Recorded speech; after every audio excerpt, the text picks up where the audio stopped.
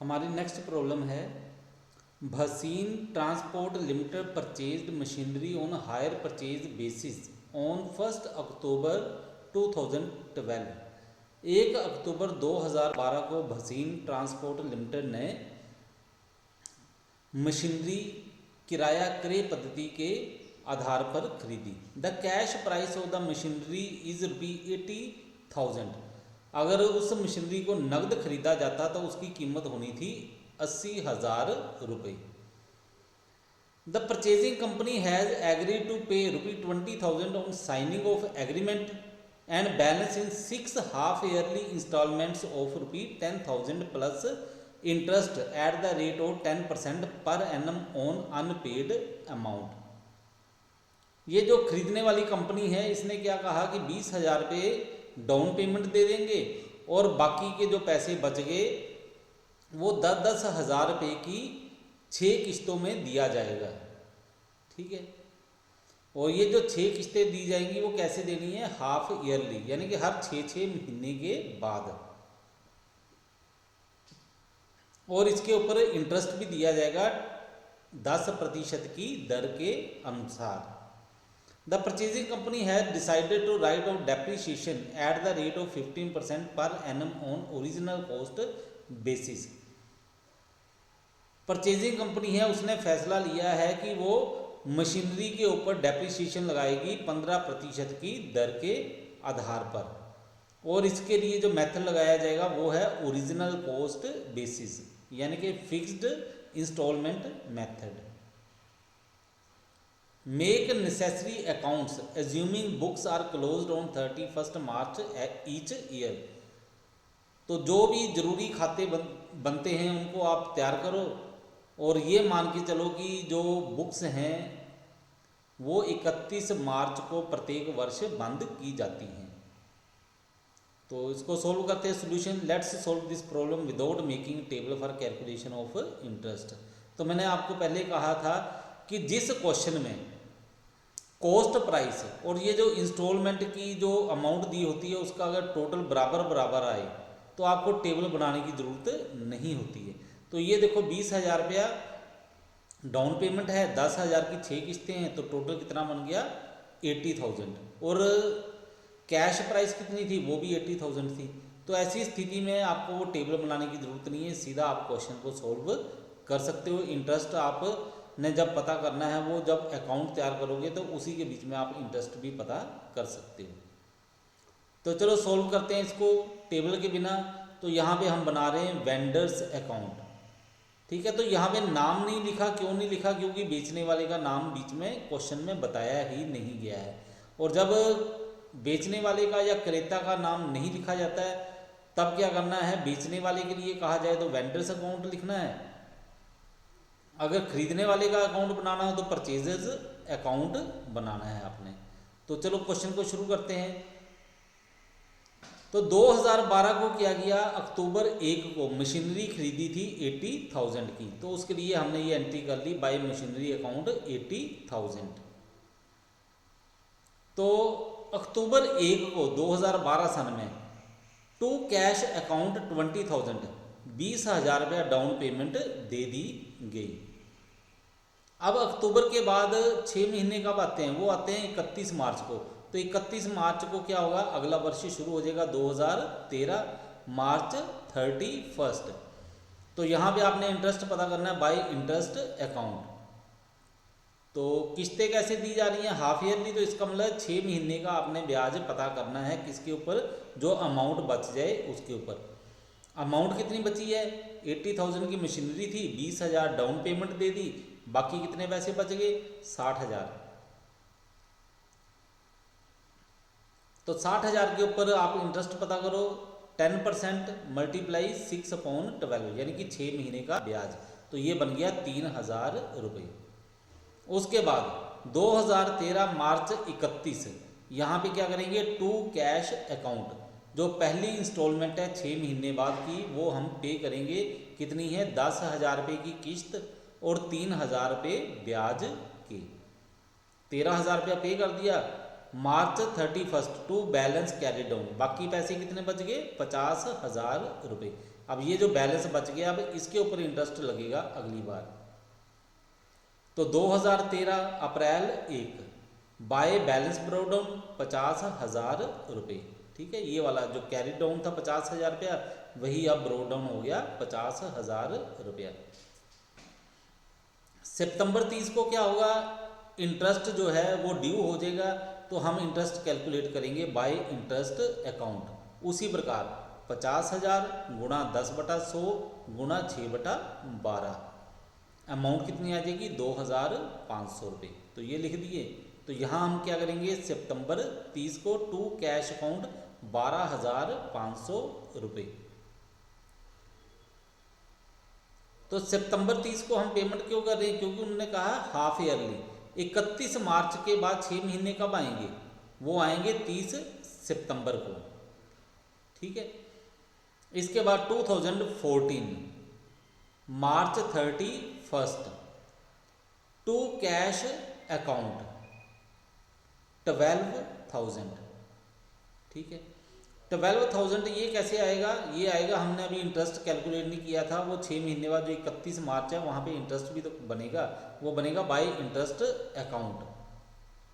तो ये कितना बनेगा आपके पास, तो 50,000 में से आप 10,000 रुपया पे कर दोगे, बाकी कितना बचेगा 40,000।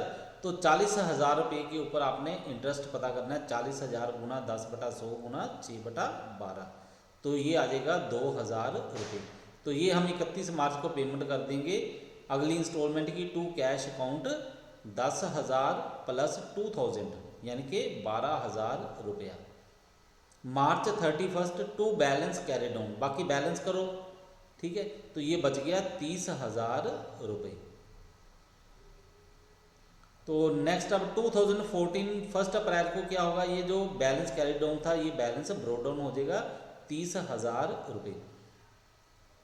फिर 6 महीने बाद यानी कि सितंबर 30 को इंटरेस्ट ड्यू होगा, इसकी एंट्री आ जाएगी बाय इंटरेस्ट अकाउंट।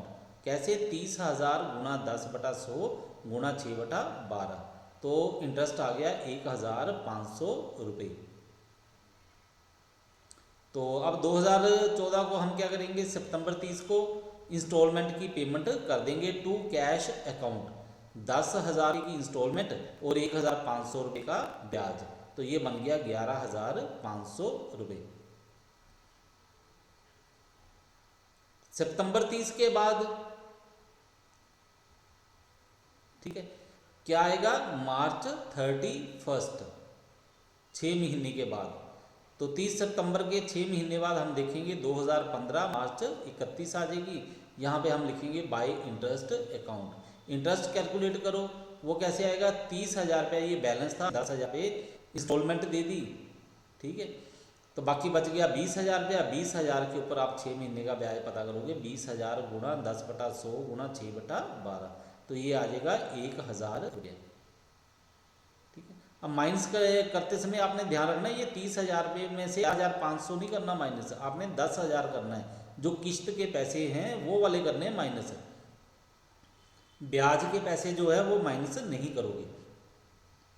तो इंटरेस्ट आ गया 1,000 रुपया। क्या करेंगे, 2015 को मार्च 31 को हम पेमेंट करते हैं नेक्स्ट इंस्टॉलमेंट की टू कैश अकाउंट 11,000 रुपये। कैसे, 10,000 रुपये किस्त के और 1,000 रुपया ब्याज का। उसके नेक्स्ट मार्च 31 को टू बैलेंस कैरी डाउन, तो बैलेंस करके देखो। ठीक है, 32,500 ये टोटल बनता है, इस टोटल में से इनको माइनस कर दोगे तो ये आ जाएगा 10,000। तो ये बैलेंस कैरी डाउन हो गया। अब नेक्स्ट ईयर 2015 मार्च 31 के बाद अगला साल जो है अप्रैल 1 को शुरू बाय बैलेंस ब्रोड डाउन, तो ये 10,000 है, ये वाला बैलेंस यहाँ पे ब्रोड डाउन में आ गया 10,000। अब 6 महीने बाद सितंबर 30 को इंटरेस्ट ड्यू करो बाय इंटरेस्ट अकाउंट। 10,000 रुपये के ऊपर 10,000 गुणा 10/100 गुणा 6/12, तो ये आ जाएगा 500 रुपये। तो आप पेमेंट कर दो। 2015 में सितंबर 30 को पेमेंट की टू कैश अकाउंट 10,500 रुपये। ठीक है, 10,000 रुपया इंस्टॉलमेंट की और 500 रुपया इंटरेस्ट का। तो यहाँ पे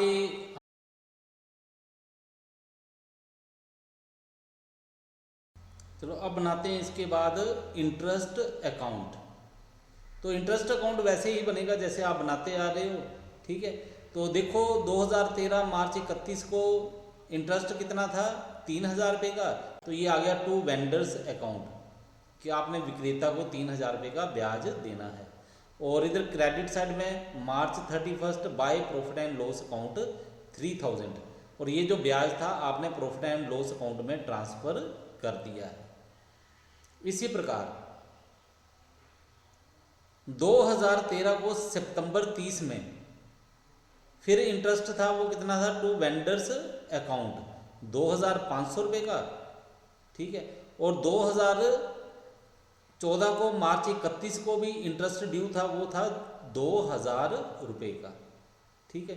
तो ये बनता है टू वेंडर्स अकाउंट, ठीक है। वेंडर के लिए ड्यू था 2,000 रुपया, हमने लिख दिया, ठीक है। अब क्या होगा, मार्च 31 को ये 2014 सन में मार्च 31 को ट्रांसफ़र कर दिया जाएगा by profit and loss account में 4,500 रुपया, ठीक है। अब इसके बाद जो नेक्स्ट ईयर शुरू होगा 2014 को सितंबर 30 को फिर इंटरेस्ट ड्यू होगा वेंडर के लिए, वो कितना है, टू वेंडर्स अकाउंट 1,500 रुपये का, ठीक है। और 2015 को मार्च 31 को इंटरेस्ट ड्यू होगा, वो कितना है, टू वेंडर्स अकाउंट 1,000 रुपये का। तो टोटल इंटरेस्ट ड्यू बना उस साल 1 अप्रैल 2014 से लेके 31 मार्च 2015 तक, वो बनता है 2,500 रुपये।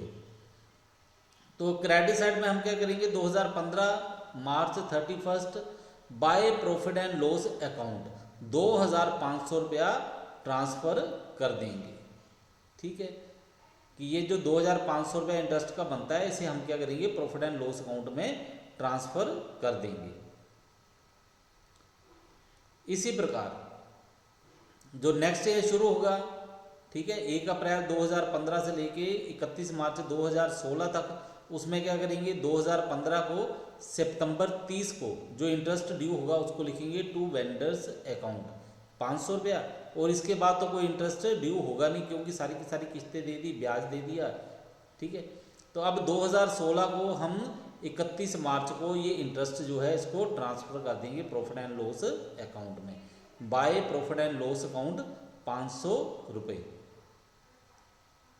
तो ये दो अकाउंट मैंने आपको बना के दिखा दिए हैं, बिना हमने टेबल बनाए किए हैं, ठीक है। जब भी इस तरह का क्वेश्चन आए तो आपको टेबल बनाने की ज़रूरत नहीं है, क्योंकि आप टेबल बनाओगे तो उतना ही टाइम आपका वेस्ट होगा। तो इसके आगे जो और अकाउंट बचे हुए हैं, तो उनकी जो लेजर्स बनती हैं वो आपने खुद तैयार करनी है, वो अकाउंट्स आप अपने आप तैयार कर लो, ठीक है। बिल्कुल उसी तरह से बनेंगे जैसे आपने पहले क्वेश्चन में बनाए थे।